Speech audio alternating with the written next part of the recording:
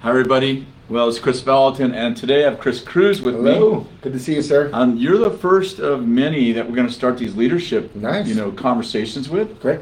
And so excited to have you. Chris wrote this book, The Practice of Being with Jesus, which Yes. is right there. You might want to Yes. go buy that. You can buy that Yeah. at the Bethel bookstore or actually any place. Yeah. Great books are sold, and this is the path into God's presence, curing the Curing the restless life and living as a disciple. It's a daily framework for you to spend time with God. Simple.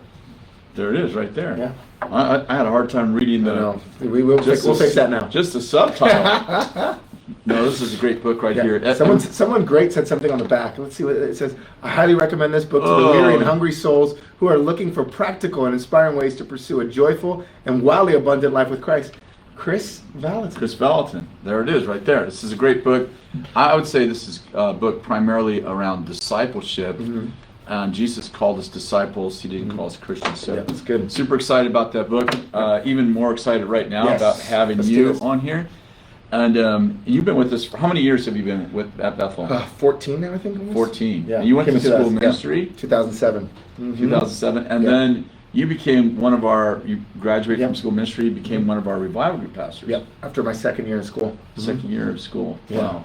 That's crazy. Yes. And so that was like 2009, 10-ish, Yeah. and you're married? Yeah. At that time, And I got you got, married like- right in the summer in between second year and becoming a revival group pastor. I got married right at the end of that second year. You got like 12 kids? I got 2 and 1 on the way. Yeah. I know you guys are busy. That's Yeah, all I know, like yeah. the rabbits over Yeah. there. And KB. so that's so good. Let's talk about your first real leadership position here was a Yeah. revival group pastor. Correct. Yeah. And you were what, 24 or something? 25? No, I was 22. 22 years old, and you're a revival group pastor. Yeah. And, 34 now. And our school is multi-generational. So in case you Yes. don't know this, like Bethel School Ministry is not just 18, 19-year-olds. Right. Correct. Like yeah. this year we graduated 80-year-old. This is amazing. Yes. That's remarkable. So you're leading this group. You've Yeah. never led really anything before. Nope. You got a Big whole risk. Yeah. You got women in your group. You Yeah. got men in your group. You got young people. You got old people. Tell us, Yeah. what was that like? And, Oh, man. And how are you feeling inside? And what did you learn that Yeah. first season? I mean, it definitely was a very scary place because there was such risk invested in me, and I realized I'm not going to be able to communicate to them something I'm not. That I can't go in and be like, all right, here's where all my experience in God can teach you. I'm 22, and so what I did was I devoured Paul's letters to Timothy. Oh, good. And so I just read 1st and 2nd Timothy, and I would read how Paul would talk to Timothy, who was this younger leader, and he tells him, lead by example. And so all I did was my first years was like, Try to be a good example. yeah, exactly, be a great example of what our school wants to see in people, regardless of where you're at. So I was leading by example. Then Paul tells Timothy, approach those that are older than you as fathers and mothers. So I made sure my humility perspective was everybody who's older than me, which was 90% of the school.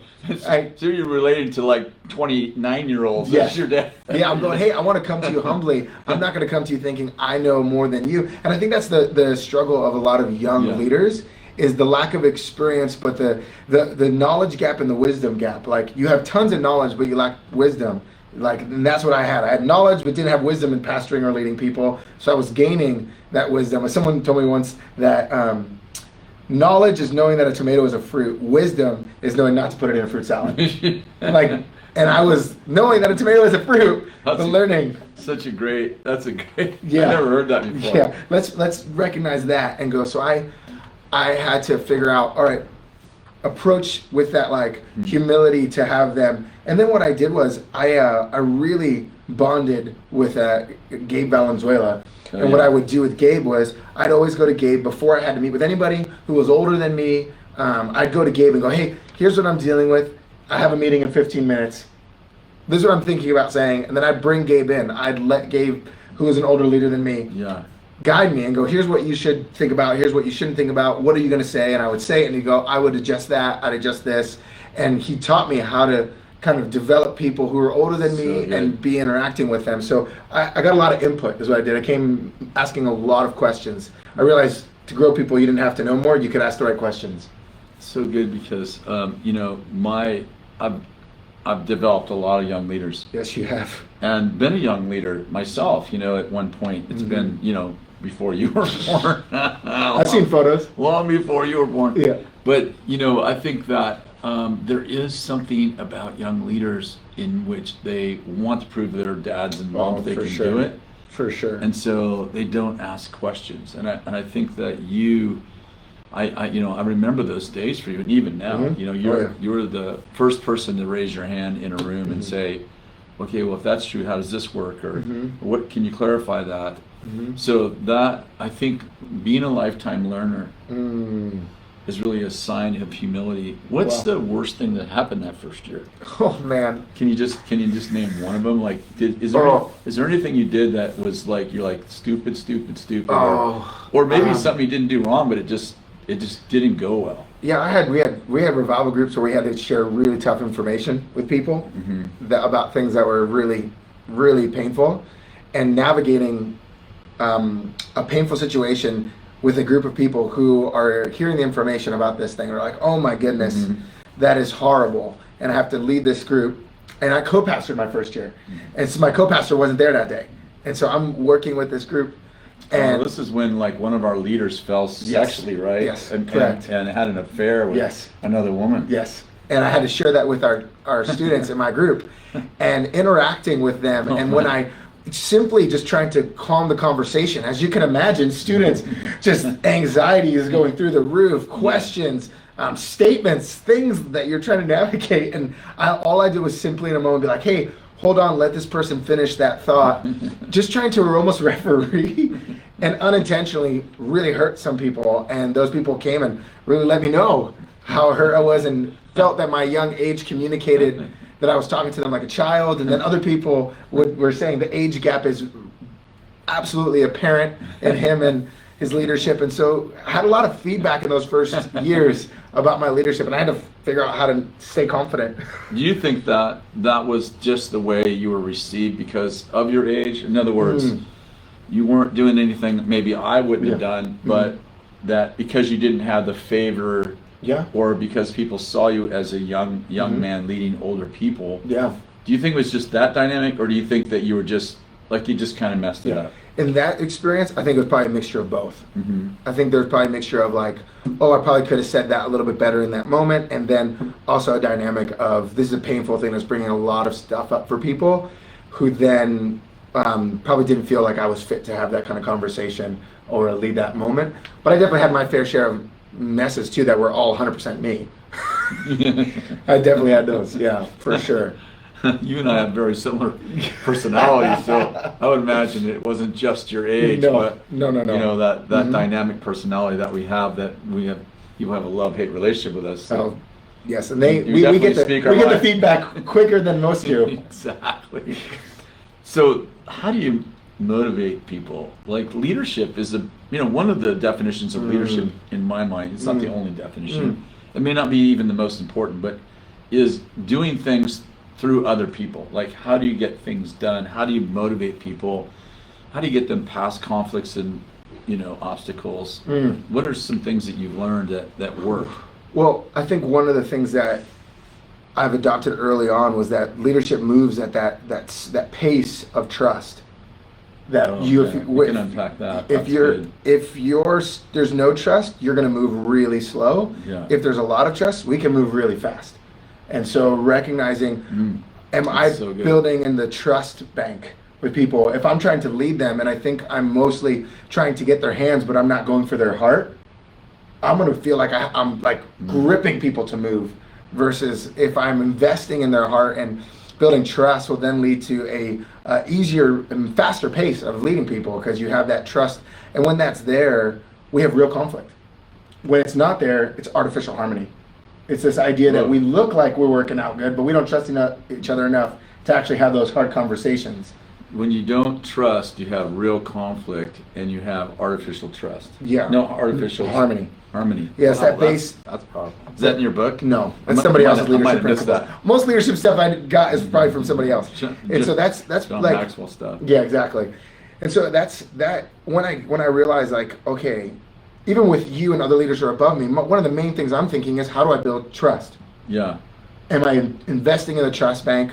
And then when I go to make a withdrawal, I'm going, I have trust there. Versus like, I don't have trust there. It's going to be a long time before we make any Well, moves. you know the $1 million question, right? The $1 million question is, if all leadership is built on trust, which I do agree with you, or should be built on trust. Let's say it that way. That's a good way of putting it. How do you build trust with people? Like, how do you? Like, Yeah. what things build trust and what things break trust? Oh, building trust and breaking trust. Like, I literally talked to a creative team at another organization, and I met with their team, and I was talking about building trust and breaking trust. One of the things for building trust is, I said, okay, figuring out what people need in permission to feel like they can be themselves in an environment. What are the things, and you leading as that leader with that vulnerability, that willingness to admit mistakes as a leader builds trust, because people can see it's safe, that they don't have to wear a mask here, that they could actually show themselves up, because you show yourself. You as a leader are vulnerable, and you allow them to see. That's going to build that trust. Vulnerability Builds trust. Yeah. Breaks trust is when we actually, for example, I would say breaking trust is when my yes is not my yes and my no is not my no. So if I said that conversation stays between us and it doesn't, that's going to break trust. Those kinds of things. Confidentiality. Yes, that's a great way of putting it. Yeah. That's good. I was going to say with, it's important that we don't overpromise and underperform, right? Because that is even though we have good intentions sometimes, right? Yeah, man. Sometimes I notice in my own life, and it is one of my models, you've heard me say many times now, because of the mistakes I made. I'm a big visionary, so sometimes I'm thinking out here. Yeah, right? I'm with you. And you're like, this is what we're going to produce. And actually, not the first year. And you got a bunch of people that are, they're all with you, and then you didn't perform as you said, right? There's another reason why trust is broken. Maybe it wasn't a hard thing, but you could accidentally be over-promising. And sometimes we're trying to motivate people. We're like, we're going to the moon, and we get out of the atmosphere, and that's the first time that's ever happened, metaphorically speaking. Like, we did something no one's ever done before, but we promised the moon, you know? And those things break trust. Yep. You're really great. One of the things I notice about you is that when there's a conflict, and I've watched you in conflict, as I've watched many others, and myself, of course, I noticed that you press into a relationship as opposed to run away from it. Yeah. You had to have learned that somewhere, Yeah. or someone taught you that. My wife. Yeah, she's the one. And I think I learned a lot of that in my early pastoring as well, but also with my wife, just realizing that if I can lean in, the level of trust we'll have at the end of this will be so big. If I run away, then it's going to perpetuate the same pain that I'm in right now and the conflict I'm in. So I have to endure a little bit of that initial pain for that long-term game of trust that I'm trying to build with a person. So not running away is something my wife has written in my cards to me, going, you don't run away from the conflict. You don't. I've watched you over and over press in with people that you're having a problem with, or having a problem with you, and I'm like, and next thing I know, you're like, yeah, I met with them yesterday, and I'm like, wow, you met with them already. Yeah, my heart can't handle. My heart can't handle something I know I need to repent for. Like, if I know I need to repent for something, I've got to go take care of it. It's too hard for me. What do you do with people who hide? Right? Because our personality is to run into the fire, right? That's kind of like, I know we had to learn some of it, but it is kind of our nature, right? Yeah, that's true. But there's a whole bunch of people like, I get into conflict with somebody, and I go in the cave and stay there till the Lord speaks to me. I know. So what do you do? What do you do with people like with the cave dwelling people? Oh man! You're like, get out of the cave now! Let's come out here and fight like a woman. Yeah, let's go. I think a lot about asking the questions, like, hey, what's happening for you? Like, what are great questions? And people are hiding. You're like, what are great questions? How do you get them out of that cave mode? And how do you get them? How do we get them to connect? Yeah, I think the questions I'm asking is like, hey, what's happening for you? The follow-up for me is like, what's happening for you? Then also like, hey, is there something going on that you want to make me aware of that I need to be aware of? Okay. That like, hey, can you help me see what I may not be seeing right now that's causing you to feel like you need to hide, or is like, please inform me versus assuming. Yeah. So you're saying that you're saying you're trying to connect to their pain, right? Yes. And you're saying, okay, why are you in there? Am I doing something? Yes. Is there anything that I've done that made you even feel like that you need to go in that cave? Can you inform me on that? Anything I need to clean up with you in that way? Things like that. It's really again about building trust, but it's kind of building trust on the fly, right? Exactly. You're kind of like, I've obviously done something that made you afraid, Yeah. but maybe I'm unaware of it. Yeah. What exactly. it is. Mm-hmm. What's an inspiring question, or what's some of the inspiring questions that you use to provoke the people you're leading? Or what do you do to inspire people? Like, you have a vision. Yeah. And I know you're like, you got like 5 visions. You're like, we're gonna do this with this, we're gonna do this with this.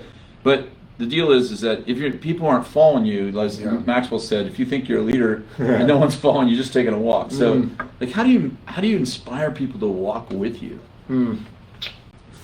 One of the things that I realized, even in my generation primarily, I think a lot about caring for their heart. That leadership responsibility versus that leadership influence. That responsibility for them, that they see that I'm believing in them, not just my vision. Got it. So you don't want to make the vision more important than the people. Yeah. And you want to make sure they caught the vision. Yeah. Mm-hmm. So just talk about that for a couple minutes. Like, how do you know if they've caught the vision? So I've done. And how do you kind of impregnate them with that vision? I think I've done a couple things. One thing that comes to my mind I used to do a lot is I would involve people. Though I have a vision, I'm painting with watercolors and people can add. And so I'm going, let's give you an opportunity to speak into this thing versus Beautiful. I'm saying it all for you. Like, hey, like an exercise I did in a revival group when we would talk about, when I used to be a revival group pastor, would be, what kind of environment do you want in the revival group? I would say a word. And then I go, what, something for you? And somebody says, a safe place. I would write it on the whiteboard, safe place. So great. And so then I went back and said, hey, safe place. What does that mean to you? How do we create it? What are you going to do to participate in that? And they shared that. And so there came a group buy-in to the vision. So people tend to support what they help create. Yes. We're about done. Yeah. So is there any, like, let's say, resources that you use that you love that really helped you along the way? Obviously, your own book. We talked about that. By the way, get this book, The Practice of Being with Jesus. It's a great book on the practical ways to actually be a disciple and to disciple others. This is a really great practical book. Yeah. Is there any other resources or anything you've listened to that really been life transforming for you? I think I would primarily look at, we all know the John Maxwell stuff, but then I love Maxwell. Yeah, that stuff. But then Simon Sinek has had some pretty significant books. Simon Sinek. Okay. He's Sinek. Start with Why and Leaders Eat Last. That was a great book as well. Yeah. But there's so many. Good to Great. All these, man, I could list off leadership books like crazy. I love leadership books. Chris, thanks so much for being with us. We're going to have you back many times. Great. And you're about to have a baby. I am. And I think you're going to get your son. I'm going to the ultrasound. Ultrasound Thing right now. Well, God bless you. Hey, God bless you if you're watching us. We just really want to see. We're going to start adding a lot of leaders to these conversations and just getting their wisdom and their advice and just really helping you and just become a much better, more successful person. God bless you. We'll talk to you next week.